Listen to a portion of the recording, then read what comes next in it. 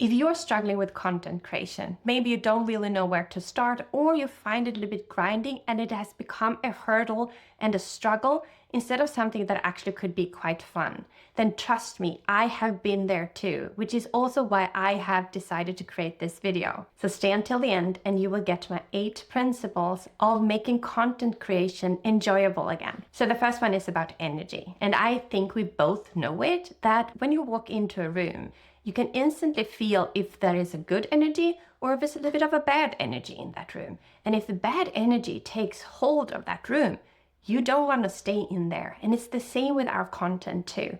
People want to feel good when they are checking out our content. Or of course, you can draw people's attention if you are doing a kind of bad energy content too.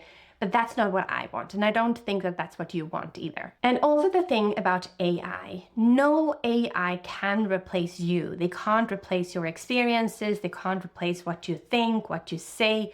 So that needs to come through in your content, who you are, what it is that you like to do, your passion.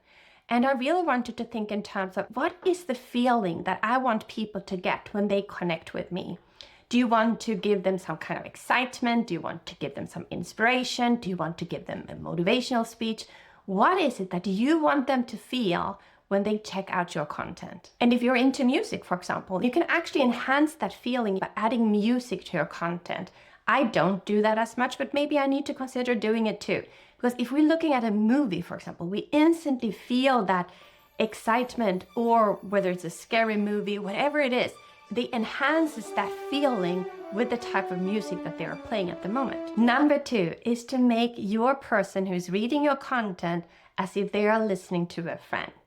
If we think about Amy Porterfield or Jessie Dean, for example, they feel like the girl next door. And I think that that is part of their success too, because they feel very relatable and as if we could listen to them day in and day out, and we feel comfortable in sharing our struggles with them. So when you are creating your content, think about one person that you're creating the content for, even if your whole ideal client analysis is based on different people, many people, which it should be, not just one person or a previous version of you. But I want you to distill all that, and when you create your content, to think about the person that you're actually creating it for, just like I create this for you. And one thing I think is really important is that we let them ask questions in our content and we respond to that questions too. You wouldn't leave a question unanswered if a friend would come up to you and ask you that question. You wouldn't just turn your back on that person. And also treat your people as the intelligent people that they are. I mean, if someone tries to qualify you in a direct message by asking questions, you feel it instantly, don't you? Instead, start connecting with people. Be curious about them. You wouldn't just throw out your business card or share a link with someone that you haven't really spoken to before. Because first of all, you don't know if you really vibe with that person, and they don't know if they vibe with you either. And also, we don't necessarily know what problems they have at the moment, where they want to be, how they're feeling, if they are even aware of the problems that they have. So start by being the friend that they really need. And number 3 is one thing that I do a little bit too little of myself, and that is about creating curiosity for the next piece of content. And you can do that by creating a series, for example, and you don't have to deliver the series the next day. You can actually say, this is part number 1 of a series of 3, and then you deliver the next part maybe in a week or maybe in 2 weeks or something. Just make sure that you create that curiosity so that they really want to stay. They really want to listen to you. They want to connect with you. They want to follow you, or they want to subscribe to your channel. And I really don't want you to make a list out of this and think that you have to cover all of these points when you're creating your next piece of content, because I think that is a little bit what keeps us stuck. But maybe to think in terms of, okay, what's in it for them and what reason can I give them to actually come back for more? And here's number 4, to connect with them where they currently are, how they're feeling, what they are experiencing, and where they want to be. And obviously your offer is the bridge in between. You take them from where they are to where they want to be. And I want you to paint that picture, both currently where they are, but also where they want to be. And there you can absolutely use yourself as a case study. This is where I was, this is where I'm heading, this is where I'm now, so that you paint that picture. You're actually sharing the construction site of what it is that you're doing and not just the finished product. And at the same time, I don't want you to share about your weakest moments or your hardest moments when you're right in the middle of it. And you can actually think about it of being fresh out of surgery where you're a little bit fussy still, everything is, I don't know, unclear, what you just went through is hard and it hurts and you don't really know if you're going to heal. And when you come out of that surgery, let's say 3 months from there or a year from there, then you can share about that experience and how you actually got out of that. And that is authentic content too. You don't have to feel as if you have to share daily on what it is that you're experiencing, but you can share after you have gone through it because people want to follow the heroes. So be the hero for your people. Number 5 is to be bolder, to share about your experiences, to share about your values. And if we think about how to make this so much easier for us, is to actually document the process that we're going through, not to create something new, to just create something. That is a little bit what I'm doing here, by the way. I created these 8 principles for myself to go through them and to find back to having fun with creating content. And now I'm using this, my own bullets, to actually create content for you. And I think that is the way that we should do this. It makes the whole process easier, less effort, and you don't have to be polished. You don't have to look as if you came straight out of a Netflix movie.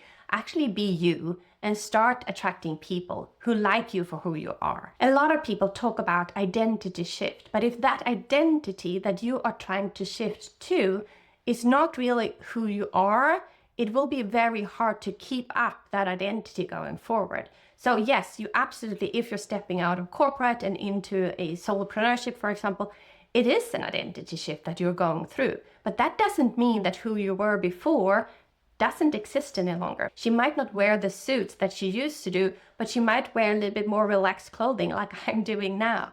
And that is okay, to look polished if you want to look polished, and to look a little bit more rough if you want to look rough. I actually saw a YouTube video yesterday from someone who said, if you want to succeed on YouTube, you have to be prepared to look ugly.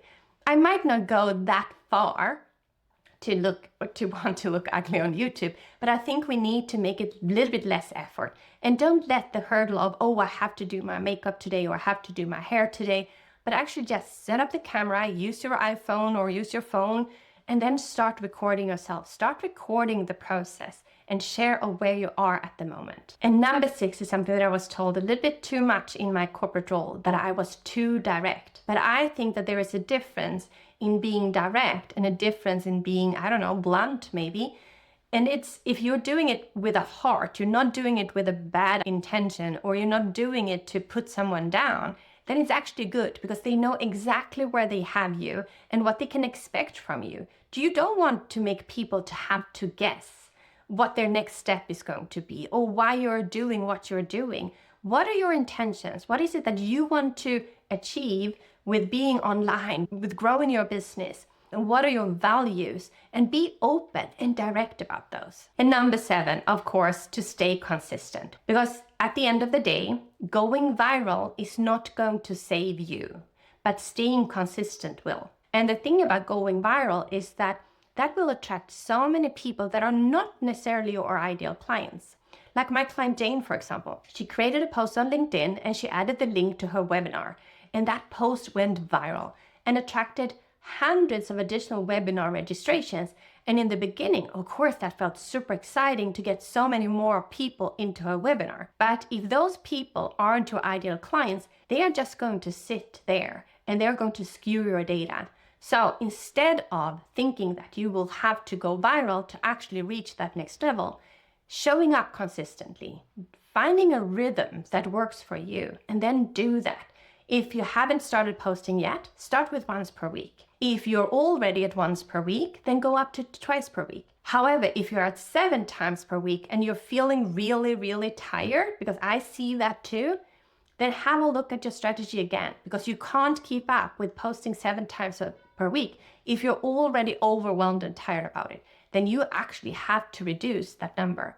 It's better to find a rhythm that really works for you and for your lifestyle than not kind of burning out or not posting at all. And now we've come to the last one and the most important one, and that is to have fun in the process. I met with my friend Jenny a while back, and she said, I don't understand how you can continue doing this, because in the morning I had created content, I had been on a live webinar already, and I was buzzing. And I said, because I love what it is that I'm doing.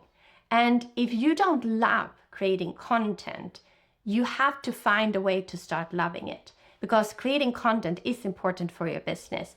It is important to build an audience. It is important to show up and to be there and to actually start building that know, like, and trust. And if you don't find the joy or love the process, there has to be a shift in what it is that you're doing. So if you haven't found what that is yet, then go through these 8 principles again and see, what can I shift? What can I change? What can I do more of? What can I do less of? So that you're actually finding back to having fun. And maybe it's the type of content that you're creating. Test different types of content. Maybe you test to go live. And I know that going live can be really scary in the beginning, but if you haven't tested it, you don't know if that really works for you and your audience. And by the way, to just post a content once or test going live once, that is not going to create that repetition that you really need and that your audience also needs to discover you. So I would say test something new, continue doing that for, let's say, 30 to 60 to 90 days, depending on how easy you find it. And then you can evaluate whether this is really working for you or not. I hope you found this helpful. And in my next video, I'm going to talk about what type of content that actually works on LinkedIn and why that works on LinkedIn. So make sure you subscribe to my channel and hit that little notification button so that you don't miss when my next video goes live. Thank you so much and see you then.